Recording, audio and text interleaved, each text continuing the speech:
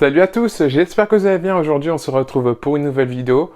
Donc, comme chaque mois, voici la vidéo achat manga. Donc là, ça regroupe tous mes achats du mois d'octobre. Donc, comme j'achète en plusieurs fois, je réunis tout dans une seule vidéo. Donc, pour ce mois-ci, il n'y a pas de manga d'occasion. Il n'y aura que des sorties neuves de ce mois-ci.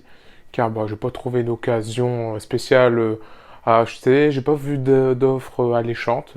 Donc là, on va se concentrer sur du manga neuf, mais il y en a quand même pas mal. Donc on commence tout de suite. Avant que la vidéo ne commence, n'hésite pas à liker et à t'abonner à la chaîne, c'est super important. Je compte sur toi et maintenant, place au manga. On commence tout de suite par une BD avec Goldorak. Donc c'était un vieux manga des années 70-80 qui était diffusé en France. Donc moi c'est mes parents quand j'étais petit qui m'ont fait découvrir.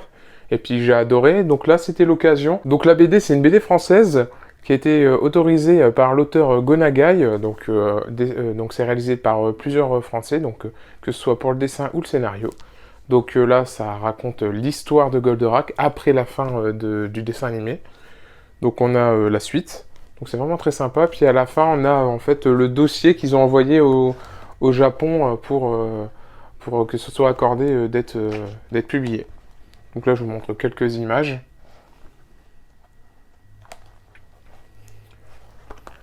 Pour ceux qui ont adoré la série, vraiment, je vous conseille. C'est juste magnifique, même l'image derrière. Vraiment, bonne petite histoire. Donc, à la fin, moi, je dirais que c'est une fin ouverte, mais qui peut se conclure sur cette histoire. Vraiment très sympa. Donc, allez-y. C'est aux éditions Kana. Vous en avez pour 25 euros, je crois. Ensuite, on passe aux éditions Kana avec un manga chinois, cette fois-ci. Donc Todag, donc le tome 12. Donc c'est une histoire que j'ai déjà racontée plusieurs fois. C'est un manga en couleur qui se lit dans le sens français, donc dans le sens-ci, donc pas d'inverse comme au mode japonais.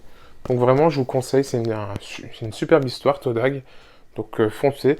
Vous en avez pour 9 euros, je crois, le tome, pour que de la couleur, vraiment, c'est de très bonne qualité. Puis en termes de scan, c'est ce qui est lu le plus. Donc vraiment, allez-y, très très bonne histoire. Ensuite, aux éditions Kazé, la nouveauté Kaiju numéro 8. Donc là aussi, il y a un manga que j'attendais en France. Donc j'avais déjà suivi la parution sur internet. Et donc là, j'ai continué avec Manga Plus et puis je me suis acheté le premier tome. Donc là, c'est vraiment une très très bonne histoire. Donc en gros, c'est dans un monde où les kaiju, donc des monstres géants, envahissent la Terre. Et donc il y a des unités qui sont chargées d'en détruire. Et donc là, ensuite, le héros de notre histoire, lui, en fait, est chargé, après que les héros ont combattu le kaiju, en fait, se débarrasser du corps du kaiju, donc le nettoyer la ville. Donc lui, c'est son métier, sauf qu'il va être, on va dire, parasité par un monstre, et grâce à ce monstre, il va pouvoir se transformer en kaiju. Donc on va suivre ses aventures, donc un kaiju qui veut combattre des kaiju. Donc très très bonne histoire, et c'est très bien dessiné. Hop, donc le parasite en question. Et puis là, on a une magnifique cover, donc vous voyez quand il se transforme. Vraiment, c'est très très bien dessiné, moi j'adore. Donc allez-y, très bonne histoire. Ensuite, aux éditions Doki Doki, on a le tome 7 de Why Nobody Remembers My World. On va suivre en fait un soldat qui va se retrouver dans son monde, mais avec les humains qui sont perdus. Donc en gros, le monde a été réécrit, et c'est le seul à se souvenir comment le monde était avant. Et donc il va essayer de comprendre pourquoi c'est arrivé, donc il va combattre différents personnages pour essayer de trouver la vérité. Donc voilà, très bonne histoire, je vous le conseille, c'est très bien dessiné. Surtout dans ce tome 6, c'est compliqué à vous montrer parce que c'est vraiment un tome où il y a beaucoup de combats, mais vraiment, là c'est vraiment des dessins à la tablette graphique, donc très géré. Moi je trouve ça très épuré en fait. Il n'y a pas de très brouillon en fait, mais si vous aimez bien ce style-là, je vous le conseille. Un de mes isekai préférés, Mushoku Tensei. Donc là, il y a un animé en cours, donc je vous conseille d'aller regarder. Donc très bonne histoire. Donc là, c'est le tome 14, donc déjà le tome 14. Et donc on suit les histoires toujours de Ridus à l'académie. Je vous conseille, si vous êtes fan en fait, que vous avez découvert par l'animé sur Wakanim, foncez, le manga, il est top aussi. Allez-y. Aux éditions Kurokawa, on a le tome 4 de Demon Slave, donc par le dessinateur, je crois, de Akame ga Kill. C'est le dessinateur ou le scénariste, un des deux, qui a fait Akame ga Kill. Donc là, c'est l'œuvre suivante, je vous le recommande.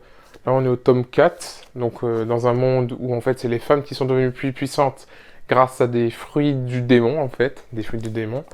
Et en gros, ils doivent combattre des démons, c'est les femmes qui dominent, qui sont les plus fortes.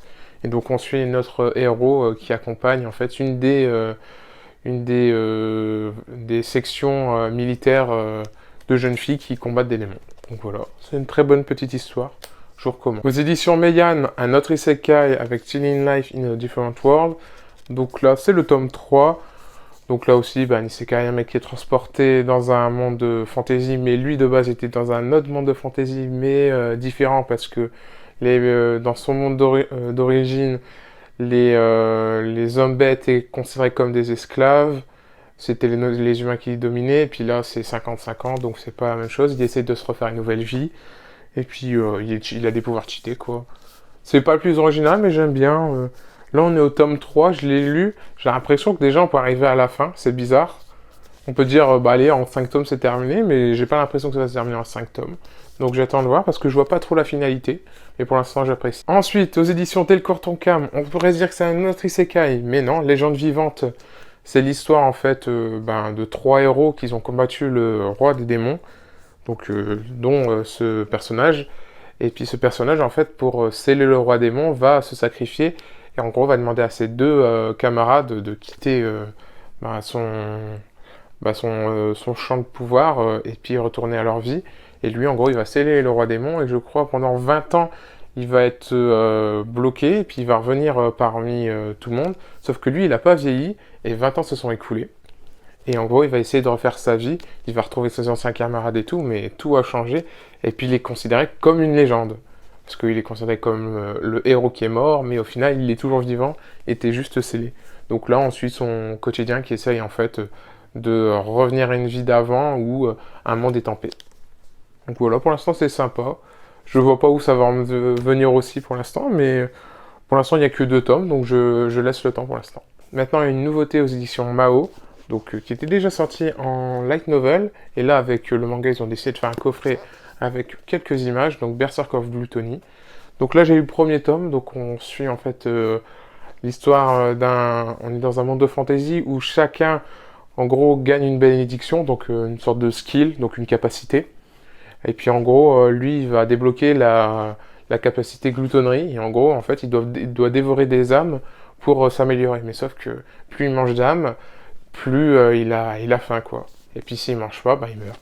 Donc voilà, pour l'instant il y a le premier tome, j'ai pas encore lu, j'ai lu juste le manga, j'ai pas encore lu de light novel, pour voir comment ça se différencie. Mais voilà, pour l'instant c'est prometteur, j'attends de voir la suite. Je vous montre en même temps les quelques illustrations. Hop. Je sais pas si j'ai tout montré, ouais voilà. Bon, on a fait le tour. Donc quelques illustrations. C'était un coffret, je crois, pour 13 euros, on avait les deux, 13 ou 14 euros. Donc assez sympa. Pour finir, je termine avec 2 éditions collector. Donc l'édition collector du tome 34 de l'Attaque des Titans. Donc là, encore sous blister. Bon, je peux pas retirer ça, sinon je retire le blister, mais j'ai pas trop envie. Donc là, j'avais déjà le 33, là j'ai eu le 34. Le 33, je crois que je l'ai acheté en plus le mois dernier. Donc là, on a le petit coffret en plus. Je sais même pas qu'est-ce qu'il y a. Ils l'ont mis à l'envers. C'est jaquette réversible. On a des cartes postales et tout, donc le dernier tome. Donc voilà, je l'ai. Moi, je veux plus sur on va dire sur l'édition colossale, mais j'ai quand même voulu prendre les éditions collector parce que je suis collectionneur, c'est pas pour les revendre. Voilà. Donc le petit collector de l'Attaque des Titans. Et le dernier collector et manga de la vidéo, donc Demon Slayer.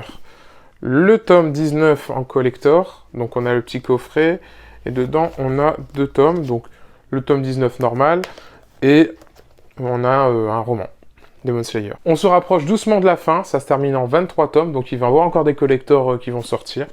Donc soyez à l'affût parce que ça part vite, Demon Slayer. Surtout qu'il va y avoir un nouvel engouement avec l'anime qui va sortir sur Netflix le 1er novembre. Donc réservez à l'avance les prochains collectors, ça va partir très vite.